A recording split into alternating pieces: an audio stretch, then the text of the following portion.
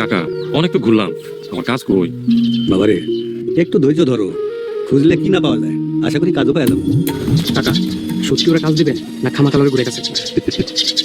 আরে ব্যাকলটা লাগে একটু মজা লইতে, তোর ব্যাকল কথা শুনতে ভালোই লাগে। তার কদিন আগে তোর কুত্তা পিটান পিটাইলো না, ধরে মেরে বদলা নিতেছে। তো বিটা করে সময় ভুল করবে। আমার মাথায় একটা বুদ্ধি এসেছে। বুদ্ধি? কি বুদ্ধি? ব্যাকলটা কাম করবো আর আমরা কিছু পয়সা কামবো না। অল্প পয়সা, 4,000 টাকা হয়ে যাবে। কি মনে করিস? খারাপ না, জামদানির উপর তাই লাভ। তুই এক কাজ কর, গ্রামে খবর নে তার কামলা লাগবে, তারপরে দেখ কি মজা ডাল দই।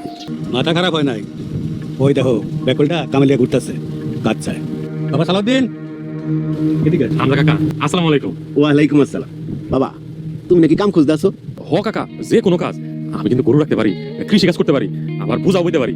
ওই কাকা একটা শর্ত আছে, আমার নামাজের সময় একটু ছুটি দিতে হইব, আমি নামাজ পড়বো। ঠিক আছে ঠিক আছে, তুমি এখানে যা দাঁড়াও, কথা শেষ হলে ডাক দেবো, যাও। আসসালামু আলাইকুম বন্ধুরা, আজকের ভিডিওতে আমরা নিয়ে এসেছি সত্যের মৃত্যু নেই নাটকের নতুন পর্বের আসল ঘটনা, যা শুনলে গায়ের লোম দাঁড়িয়ে যাবে। সত্যের মৃত্যু নেই নাটকের এই পর্বের একদম ভিন্নভাবে করা একটি রিভিউ, যেখানে আমরা গল্পটা শুরু করব গরিব মানুষের বাস্তবতা দিয়ে, কারণ এই জায়গাটাই পুরো কাহিনীর সবচেয়ে শক্তিশালী অংশ।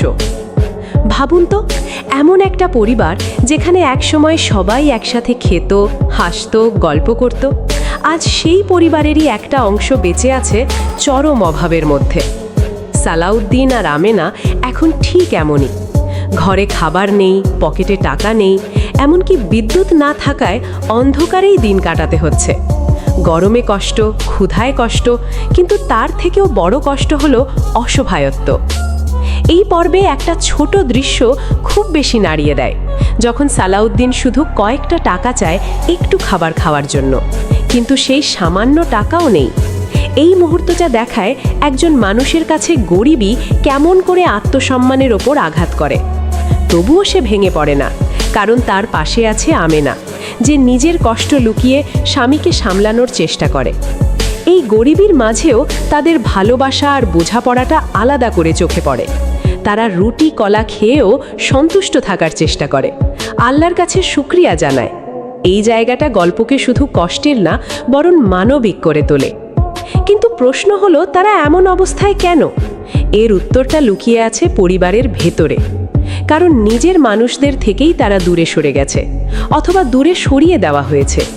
যেখানে একসময় একসাথে থাকার আনন্দ ছিল, এখন সেখানে দূরত্ব আর অবহেলা। গল্প এখানেই থেমে থাকে না, বরং ধীরে ধীরে আমরা দেখতে পাই পরিবারের ভেতরে অন্য এক খেলা চলছে।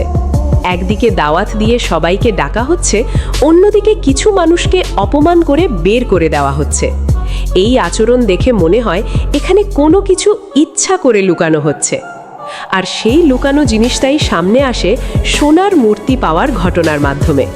এই একটি ঘটনা পুরো গল্পকে রহস্যে ভরে দেয়, কারণ এটা শুধু একটি সম্পদ না, এটা এমন কিছু যা মানুষকে বদলে দিতে পারে, সম্পর্ক ভাঙতে পারে। আর সেই কারণেই হয়তো অনেক কিছু গোপন রাখা হচ্ছে। একই সাথে আমরা দেখি সমাজের বাস্তব রূপ। সালাউদ্দিন যখন কাজের খোঁজে বের হয়, তখন তাকে সাহায্য করার বদলে কেউ কেউ তাকে নিয়ে মজা করে, ঘোরায়। এটা দেখায় বাস্তব জীবনের দুর্বল মানুষদের সাথে কেমন আচরণ করা হয়। সব মিলিয়ে এই পর্ব আমাদের একটা শক্ত বার্তা দেয়। গরিবই শুধু পকেটের অবস্থা না, এটা মানুষের সম্মান, সম্পর্ক আর মানসিক শক্তির একটা বড় পরীক্ষা। আর যখন এর সাথে লোভ আর গোপন রহস্য যোগ হয়, তখন পরিস্থিতি আরও জটিল হয়ে যায়। আগামী পর্বে হয়তো আমরা দেখতে পাবো এই গোপন বিষয়গুলো ধীরে ধীরে প্রকাশ পাবে কিনা, সালাউদ্দিন তার এই কঠিন অবস্থা থেকে উঠে দাঁড়াতে পারবে কিনা, আর পরিবারে যে দূরত্ব তৈরি হয়েছে সেটা আরও বাড়বে নাকি কমবে। তাই চোখ রাখুন পরবর্তী পর্বে, কারণ সামনে আসছে আরও বড় টুইস্ট, আরও রহস্য আর আরও আবেগ ঘন ঘটনা। ভিডিওটি ভালো লাগলে অবশ্যই লাইক, কমেন্ট, শেয়ার করবেন এবং চ্যানেলটি সাবস্ক্রাইব করে সাথে থাকুন। ধন্যবাদ।